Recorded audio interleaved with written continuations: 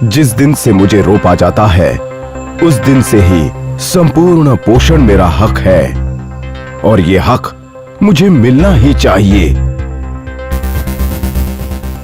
मैं दिन रात पसीना बहाकर सबको भोजन देता हूं, पर मैं मजदूरी पर होने वाले अपने खर्च को कम कर सकूं, इतना हक तो मुझे भी मिलना चाहिए। खेत में मेरा काम आसानी से और जल्दी पूरा हो जाए, ये भी मेरा हक है।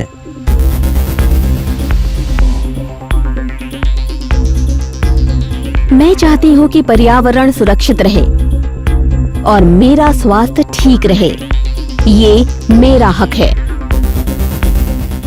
पेड़ पौधे हमें जीवन देते हैं, जो हमें जीवन देते हैं उनका अपना भी कोई जीवन होता है, उनकी अपनी भी कोई आवाज होती है जिसे हम अक्सर अनसुना कर देते हैं। हमारे किसान भाई अपना खून पसीना एक करके देश की मिट्टी का हक अदा करते हैं, पर क्या उन्हें उनका पूरा हक मिलता है? हमारी धरती माँ जिसकी गोद में हम पलते हैं, उसकी मिट्टी का भी कोई दर्द होगा जिसे हम अनदेखा कर देते हैं। आइए सुनते हैं ये चावल की फसल, किसान और खेत की मिट्टी क्या कह रहे हैं। मुझे रोपे जाने के साथ ही खरपतवार से मुकाबला शुरू हो जाता है और हमारे बीच खेत में जगह, सूरज की रोशनी, मिट्टी की नमी और पोषक तत्व हथियाने के लिए होड़ लग जाती है। खरपतवार अपने साथ कीड़े मकोड़े और बीमारियां लेकर आते हैं जो मेरे लिए अत्यंत घातक होते हैं। मेरे मुकाबले में खरपतवार अधिक उपजाऊ होने, अनुकूल वातावरण मिलने तक इंतजार करने की क्षमता और अपनी जैविक विविधता के कारण अक्सर बाजी मार लेते हैं। अक्सर खरपतवार को बड़ा होने के बाद हाथ से निकाला जाता है या दवाइयों से मारने की कोशिश की जाती है, लेकिन हकीकत यह है कि हाथ से निकालने या दवाइयों से मारने तक खरपतवार मुझे काफी नुकसान पहुंचा चुके होते हैं। अगर खरपतवार को उगने ही ना दिया जाए तो संपूर्ण पोषण मुझे ही मिलेगा। इसलिए विनती करता हूँ कि खरपतवार उगने ही ना दें। याद रखिए, रोपने के तुरंत बाद से ही संपूर्ण पोषण मेरा हक है। मुझे पता है कि ये खरपतवार मेरे धान को बहुत नुकसान पहुंचाते हैं और उपज में भारी कमी आ जाती है, लेकिन ये खरपतवार अलग अलग तरीके के होते हैं, जैसे कि घास प्रजाति, चौड़ी पत्ती और मोथा। कोई एक खरपतवार नाशक अक्सर इन सबको रोकने में असमर्थ होता है, इसीलिए मुझे एक से ज्यादा खरपतवार नाशकों के मिश्रण का इस्तेमाल करना पड़ता है। इसके बाद भी बचे हुए खरपतवार को निकालने के लिए मुझे मजदूर लगाने पड़ते हैं।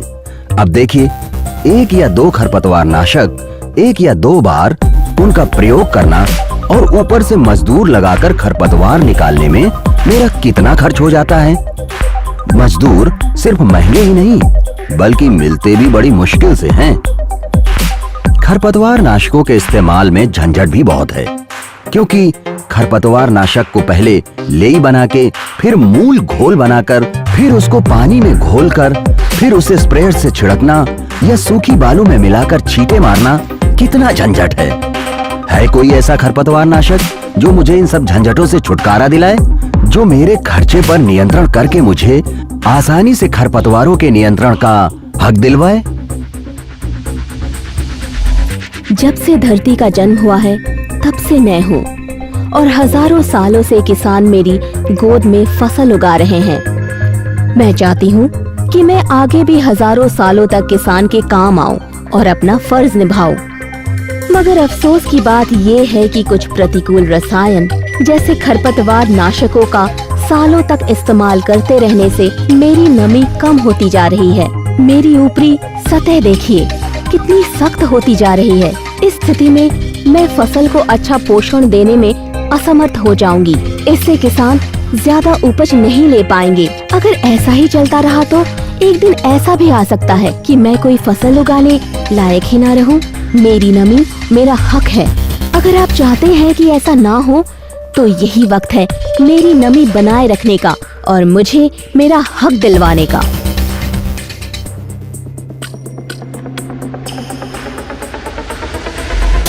अब फसल, किसान और मिट्टी को चिंता करने की कोई जरूरत नहीं। उन्हें उनका पूरा हक दिलाने आ गया है यूपीएल का इरोस।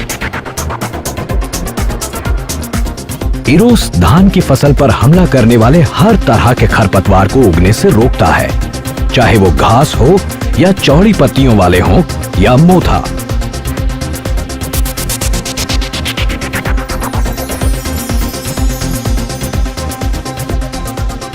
ये खरपतवार पर दो तरीके से काम करता है। पहला, इससे अमीनो अम्ल का संश्लेषण रुक जाता है और खरपतवार में अंकुरण के समय में कोशिका विभाजन नहीं हो पाता।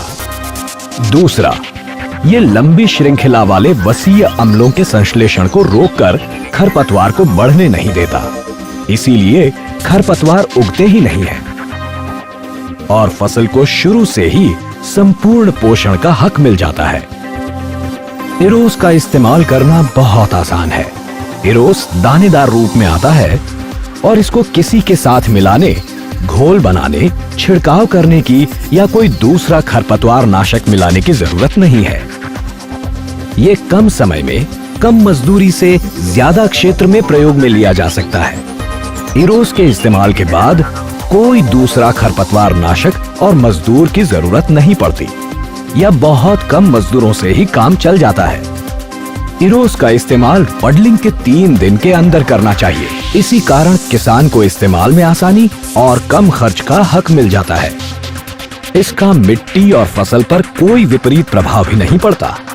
इस प्रकार ये पर्यावरण के लिए हानिकारक भी नहीं है, इसीलिए मिट्टी को भी उसका नरम बने रहने का हक मिल जाता है। इसका मतलब हुआ कि अब मुझे अपने हिस्से का संपूर्ण पोषण मिलेगा। अब मुझे अपना पूरा हक मिलेगा। अब मुझे भी अपने काम को आसानी से करने और अपने खर्च पर नियंत्रण करने का हक मिलेगा। अब मेरी सेहत पर भी विपरीत असर नहीं पड़ेगा और मैं सालों साल फसल को समर्थन दे पाऊंगी। मुझे अपना संपूर्ण हक मिलेगा। शुक्रिया इरोस, अब हमें अपना पूरा हक मिलेगा। अब किसी भी खरपतवार का उगना मना है।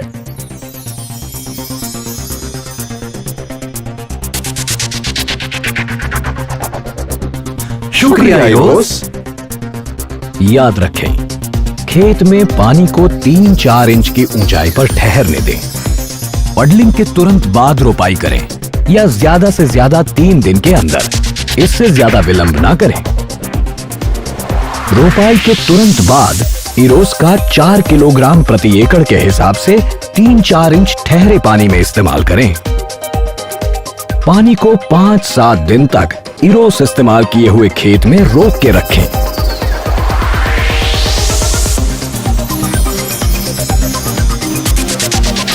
यूपीएल का इरोस, सबके हक का रक्षक।